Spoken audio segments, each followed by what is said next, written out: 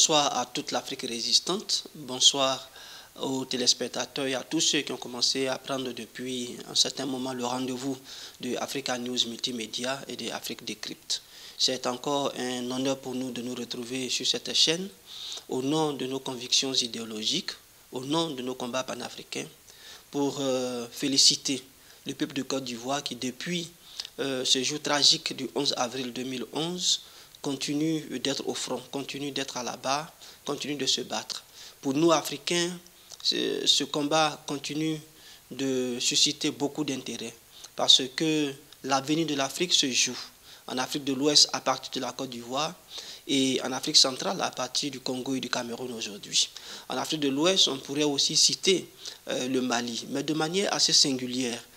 Nous revenons autant que nous pouvons sur le cas de la Côte d'Ivoire parce que c'est le dernier cas d'école de l'immixtion de l'impérialisme dans un État souverain, dans ce que nous appelons le coup d'État du 11 avril 2011. Pour nous, ce n'est pas la suite logique d'un mécontentement d'un régime, d'un peuple, d'une partie du peuple, mais c'est tout simplement un coup d'État qui a été orchestré par la France sarkozyste en ce jour du 11 avril 2011. Depuis ce jour donc jusqu'à aujourd'hui, les jeunes Ivoiriens continuent de se mobiliser. Malgré l'état de non-droit dans lequel cette jeunesse s'est retrouvée, elle n'a pas cessé de se mobiliser. Il y a eu de la torture, il y a eu de l'intimidation, il y a eu des meurtres, il y a eu des arrestations, il y a eu des exécutions sommaires. La justice a disparu dans un état de non-droit, c'est normal, mais je veux dire, la conviction des hommes, la conviction de cette jeunesse, l'engagement de cette jeunesse à vouloir restaurer l'état de droit nous a toujours émerveillés. C'est-à-dire qu'il y a eu un moment où nous avons tous constaté qu'il y avait l'ombre de la mort qui planait sur la Côte d'Ivoire. Le peuple de Côte d'Ivoire s'est donné les moyens de faire passer cette tempête, de résister face à l'ombre de la mort. Et aujourd'hui, elle ressuscite petitement. L'état de droit est en train de renaître d'une manière ou d'une autre. Les libertés confisquées sont en train de refaire surface. Demain, il y aura à Abidjan un grand mouvement au nom d'une coalition EDS qui comporte avec en son sein, je dirais, la jeunesse du Front populaire ivoirien que nous avons regardé positivement, que nous avons regardé, qui nous a suscité beaucoup de fierté.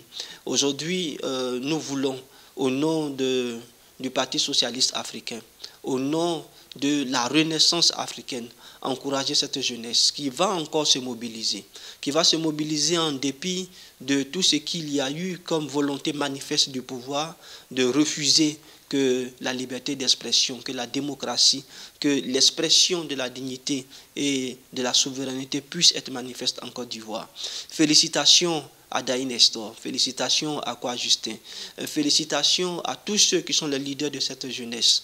Félicitations aussi à Samba David qui a été libéré des geôles impérialistes et qui certainement demain sera à ce meeting.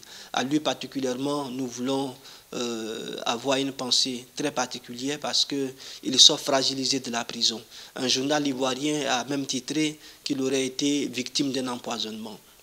Il y a eu par rapport à cette information une réaction du président de l'Assemblée nationale de Côte d'Ivoire qui disait qu'il y avait à craindre si cette nouvelle s'avérait juste. Il disait dans son post sur sa page Facebook que si Samba David avait été empoisonné, il y avait à craindre pour son ami Soultoussou, son directeur de cabinet.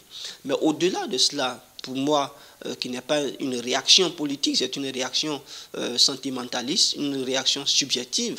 En tant que président de l'Assemblée nationale, c'est le sort de tout le peuple ivoirien qui devait l'intéresser. C'est le sort de tous les prisonniers. C'est le sort de tous les détenus. Il a encore circulé sur les réseaux sociaux une liste de près de 300 militaires encore détenus dans les geôles de Ouattara.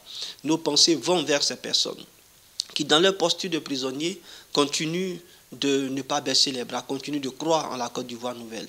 L'Afrique vous encourage. L'Afrique encourage la Côte d'Ivoire à rester sereine et à croire en des lendemains meilleurs. Seule la lutte paye. Et nous savons que ce peuple a des ressources nécessaires. Cette jeunesse qui va se retrouver a été formée idéologiquement. Elle a beaucoup de répondants.